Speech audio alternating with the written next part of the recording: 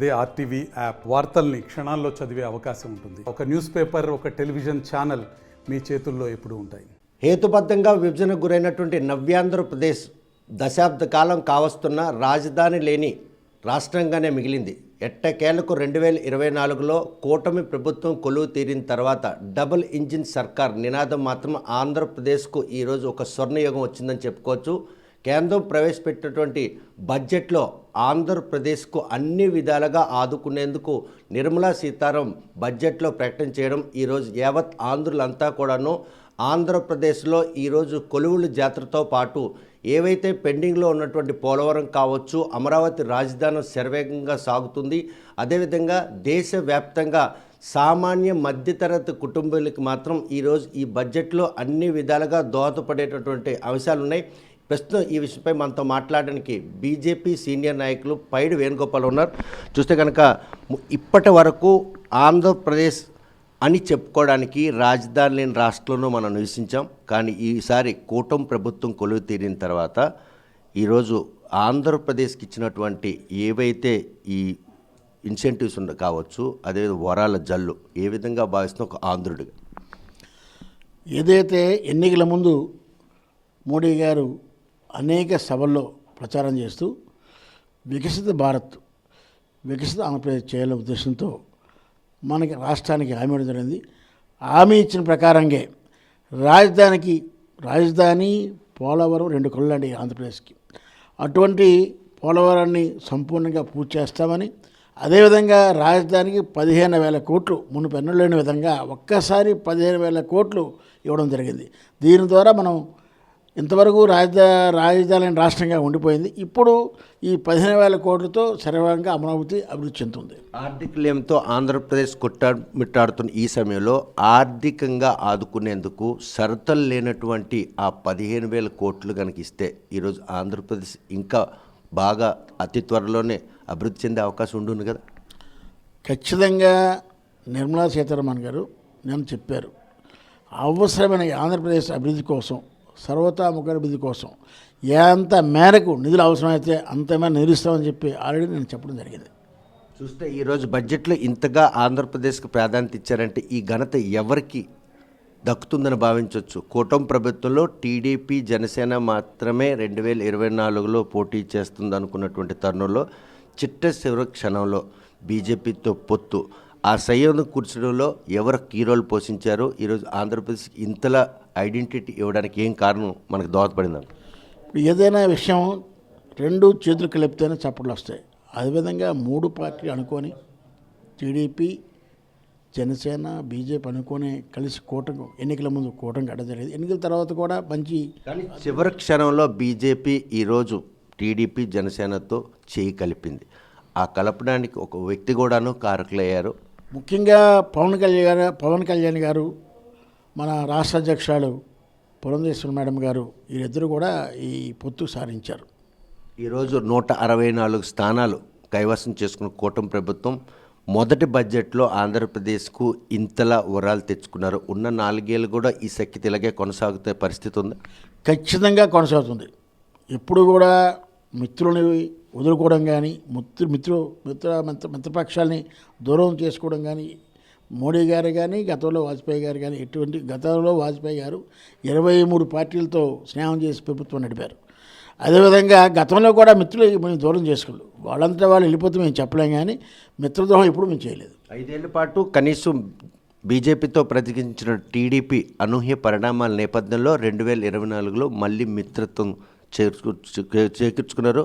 ఏదైతే గెలుపు గుర్రాలకే ఈరోజు టిక్కెట్లు ఇవ్వాలన్న నేపథ్యంలో బీజేపీ చాలా మట్టుకు లాస్ అయినా కూడా ఇచ్చిన దాంట్లో కూడా కొన్ని ఓడిపోవడం జరిగింది. సో ఈరోజు ఈ మిత్రపక్షంలో జనసేన, బీజేపీకి 2 కలిసి 2 కళ్ళ ఉన్నాయని అనుకోవచ్చా? టీడీపీ ఆ ప్రాధాన్యత ఇస్తుందా? ఖచ్చితంగా ఇస్తుంది. ఇప్పటివరకైతే అటువంటి పరిస్థితులు లేవు. ఉమ్మడి ఎన్నికల ముందు ఎటువంటి వాతావరణంలో అందరం కలిసి పనిచేసి ఏదైతే ఈ రాక్షస పరిపాలనకి ఎదుర్కొని అంతమంది జరిగే 3 కలిసామో అది కొనసాగుతుంటే అభిప్రాయాన్ని వ్యక్తం చేస్తున్నాం. కొనసాగుతుంది కూడా. ప్రస్తుతం అసెంబ్లీలో సమావేశాలు జరుగుతున్నాయి. ప్రతిపక్ష పార్టీ ఏదైనా ఉంటే వైఎస్ఆర్ కాంగ్రెస్ పార్టీ. ప్రజాక్షేత్రంలో వారికి ప్రతిపక్ష హోదా కూడా ఇవ్వలేదు. కానీ వాళ్ళు ప్రజల పక్షాన ఉండి సమస్యలపై పోరాడడానికి సభకు రాకుండా తమకు జరుగుతున్నటువంటి కక్ష సాధింపు చర్యలను నిరసిస్తూ ఢిల్లీలో ధర్నా చేస్తున్నటువంటి జగన్ వైఖరి విందాం. ఆ వైఖరిని పూర్తిగా నేను వ్యతిరేకిస్తున్నాను. ఎందుకంటే కొత్త ప్రభుత్వం ఏర్పడి కనీసం 40 రోజులు అవ్వకుండా, కొంత సమయం అవ్వకుండా ఏదో ఉన్నప్పుడు హత్యలు జరగనట్టు నేరాలు జరగనట్టు ఏదో జరిగిపోయినట్టు రాష్ట్రంలో అటువంటి పరిస్థితులు ఉన్నాయి. ఇప్పుడు ప్రస్తుతానికి పూర్వం కంటే బెటర్గా ఉన్నాయి. ఇటువంటి పరిస్థితి అది ఎక్కడో జరిగిందే వారి పర్సనల్ చేస్తారు, వ్యక్తిగత కక్షలో జరిగింది తప్ప పార్టీకి దీన్ని మోపడం సరికాదు. కానీ ఇక్కడ కేవలం పార్టీ నేతలను కార్యకర్తలనే టార్గెట్ చేస్తున్నారు కూటమి ప్రభుత్వం అందరూ కూడా అని చెప్పేసి ఆయన ఆరోపిస్తుంది. నిజమేనా? ఇప్పుడు మన శ్రీకాకుళం జిల్లా ఉందండి, ఎవరిని టార్గెట్ చేశారు, ఎవరి మీద తప్పుడు కేసు పెట్టారు చెప్పండి? వైఎస్ఆర్సీపీ మీద, గత పరిపాలించిన ఎమ్మెల్యేల మీద కానీ ఎంపీల మీద కానీ మంత్రులు ఏమైనా తప్పుడు కార్యకర్తల మీద తప్పుడు కేసు పెట్టారా చెప్పండి? 40-50 రోజులు అయింది. ఇవి ఆరోపణలు మాత్రమే. కానీ శాంతి భద్రతకు నిఘాతం కలుగుతుంది, రావణ కాష్టంగా మార్చేశారు. అనంతకాలంలో పరిపాలన గాలి కొదిలేసి ఈరోజు కేవలం పగ సాధింపు చర్యలకే ప్రాధాన్యత ఇస్తున్నారని ఆయన ఆరోపిస్తారు. ఎంత మాత్రం సరికాదండి. అతను చేసి పగబెట్టాడు. పోలీస్ వ్యవస్థ అంతా చెప్పు చేతులు తీసుకొని ఎవరైతే ఎదురు ప్రశ్నించే వాళ్ళందరి మీద తప్పుడు కేసు పెట్టారు. ఇప్పుడు ఈ కూటమి ప్రభుత్వంలో జరగదండి. కానీ ఆయన ఆరోపణలు ఈరోజు దేశవ్యాప్తంగా ప్రపంచం కూడాను తెలియజేయాలి. ఆంధ్రప్రదేశ్లో ప్రస్తుతం రాష్ట్రపతి పాలన పెట్టాలని డిమాండ్ చేస్తూ, మరోవైపు ప్రతిపక్ష హోదా కల్పించాలని న్యాయస్థానాన్ని జగన్ ఆశ్రయించడాన్ని అది మీరు సమర్థిస్తున్నారా? ఎట్టి పరిస్థితుల్లో సమర్థించమండి. ఎందుకంటే ప్రతిపక్ష హోదా కావాలంటే మొత్తం శాసనసభ్యుల్లో 10% కావాలి మనకి. అది ప్రతిపక్ష హోదా కావాలంటే 18 కావాలి. ఆయనకు వచ్చిన 11. మరి అది రాజ్యాంగంలో మన రూల్స్లో ఉన్నటువంటి విషయం. అది దాన్ని కాదనేసి ఎవరిను ఓవర్టేక్ చేయడానికి వీలు లేదండి. రాజ్యాంగంలో అది లేదు. ఢిల్లీలో మాత్రం ఏదైతే ఆమ్ ఆద్మీ సర్కార్ ఉందో అపోజిషన్ 3 ఎమ్మెల్యేలు ఉన్న వాళ్ళకి కూడా ప్రతిపక్ష హోదా కల్పించారు. ఆ పరంపర ఇక్కడ కొనసాగించాలంట. అది అక్కడ ఉన్నటువంటి రాష్ట్ర పరిస్థితిని బట్టి వాళ్ళ ఇష్టపడి ఆధారపడి ఉంటుందండి. అక్కడ కల్పించారు కాబట్టి కల్పించలేదు లేదు. ఇక్కడ ఉన్నటువంటి పరిస్థితిని బట్టి అక్కడ ప్రభుత్వం నిర్ణయం తీసుకుంటుంది. అంటే ప్రజాక్షేత్రంలో ప్రజలే ప్రతిపక్ష హోదా ఇవ్వకపోయినప్పటికి కూడాను ఈరోజు న్యాయస్థానం రూపంలో ఆయన పొందాలన్నటువంటి దాన్ని అనుకున్నట్టు ఆంతర్యం ఏమనుకోవచ్చు? ఆయన దురుద్దేశం.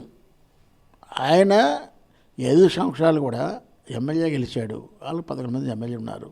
ప్రజా సమస్యల మీద పోరాటం చేసి పరిష్కారం కృషి చేసి సమస్యలు ఏముంటే లేవనెత్తులు అసెంబ్లీలో, అంతేగాని హోదా కోసం పోరాటం చేయడం సరిగ్గా. ఎమ్మెల్యేగా అయితే ప్రశ్న అంటే క్వశ్చన్ అవర్ చాలా తక్కువ ఉంటుంది. అపోజిషన్ అయితే కనుక అడిగేదానికి సమయం ఎక్కువ ఉంటుంది అన్నటువంటి ఒక ఆశయంతో ఆయన ప్రతిపక్ష హోదా కోసం ఇప్పుడు ప్రజలు మనకి ఇవ్వలేదు, మనం ఏం చేస్తాం చెప్పండి?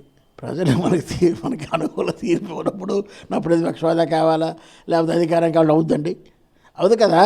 ప్రజలు ఇచ్చిన తీర్పును మనం గౌరవించాలా. గౌరవించిన బాధ్యత అన్ని పార్టీలకు ఉన్నాయి. ప్రతిపక్ష హోదా ఉంటేనే అసెంబ్లీలో అడుగు పెడతాను, లేకపోతే అసెంబ్లీకి రాను అన్నట్టు ఒక నిర్ణయం ఏ విధంగా తీసుకోవచ్చు? ఆ ఓటేసి గెలిపించినటువంటి ఆ నియోజకవర్గ ప్రజలు కావచ్చు, ఆంధ్రప్రదేశ్లో నీ 11 మంది ఎమ్మెల్యేల తాలూకా నియోజకవర్గాల పరిస్థితి అది సరైన నిర్ణయం కాదండి, నా వ్యక్తిగత అభిప్రాయం. ఎందుకంటే నువ్వు అసెంబ్లీలో ఎమ్మెల్యే ఉన్నావు కాబట్టి మన నీ తాలూకు అసెంబ్లీ సమస్యలు కానీ లేదా రాష్ట్రంలో ఇంతకుముందు 5 సంవత్సరాలు ముఖ్యమంత్రి చేసావు, గతంలో ప్రతిపక్ష నాయకుడు చేసావు. నీకు నిజంగా నాయకుడి లక్షణాలు ఉంటే నువ్వు అసెంబ్లీలో పోయి ఈ ఆంధ్రప్రదేశ్ రాష్ట్రంలో సమస్యల మీద పోరాటం చేసి అవి పరిష్కారానికి కృషి చేయాలా. సమస్యలను పైకి నేవతల ఏదైనా ప్రభుత్వం తప్పు చేస్తే లేవదీయాలా. అంతేగాని నేను ప్రతిపక్షవాదితో వెళ్తాను లేకపోతే వెళ్ళను అంతే సరికాదు.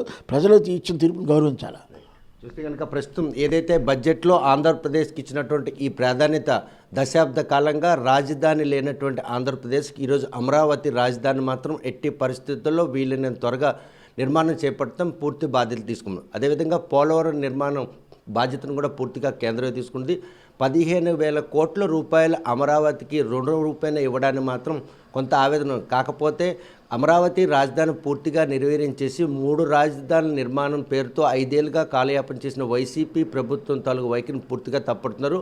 బడ్జెట్లో దేశంలో ఉన్న రాష్ట్రాల అన్నింటికంటే ఈరోజు ఆంధ్రప్రదేశ్కి ఇచ్చినటువంటి ఈ ఏదైతే వరాలు ఉన్నాయో ఇవన్నీ కూడా ఆంధ్రప్రదేశ్ అభివృద్ధికి ఎంతగానో దోహదపడతాయి. మరోవైపు కూటమి సర్కారు కలిసి పనిచేసే తీరులో డబుల్ ఇంజిన్ సర్కార్ అటు మోడీ అయితేనేమి, చంద్రబాబు నాయుడు, పవన్ కళ్యాణ్, పురంధేశ్వరి వీరందరూ కలిపి ఏకాభిప్రాయంతోనే ఈరోజు రాష్ట్రానికి బడ్జెట్లో ఇంతలా ప్రాధాన్యత ఇచ్చారు.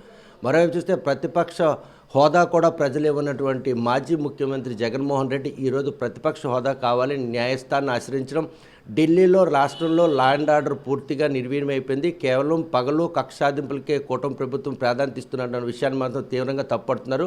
ప్రజాక్షేత్రంలో ప్రతిపక్ష హోదా కూడా లేనటువంటి డిజిట్ ఇచ్చినటువంటి జగన్ ఒక ఎమ్మెల్యేగా 5 ఏళ్ల పాటు మాజీ ముఖ్యమంత్రిగా చేసినటువంటి రాష్ట్రంలో ఉన్న సమస్యలపై అసెంబ్లీలో గలమెత్తాలి తప్ప ఇలాగ అసెంబ్లీకి రాకుండా ఢిల్లీలో ఆందోళన చేయడంతో పాటు రాష్ట్ర ప్రతిష్టను మాత్రం దిగజార్చే విధంగా వ్యవహరించే తీరు మాత్రం బాధాకరం. ఆయన ఇప్పటికైనా మాజీ ముఖ్యమంత్రి హోదాలో కాకపోయినా అసెంబ్లీకి అడుగుపెట్టే అవకాశం ఇచ్చినట్టు ఆ నియోజకవర్గం ప్రజలతో పాటు ఉన్న 10 మంది ఎమ్మెల్యేలు కూడా అసెంబ్లీలోకి వచ్చి ప్రతిపక్ష హోదా లేకపోయినా ప్రశ్నించేందుకు ఆ డయాస్ను వినియోగించుకోవాలని చెప్పి ఆయన సూచన చేస్తున్నారు.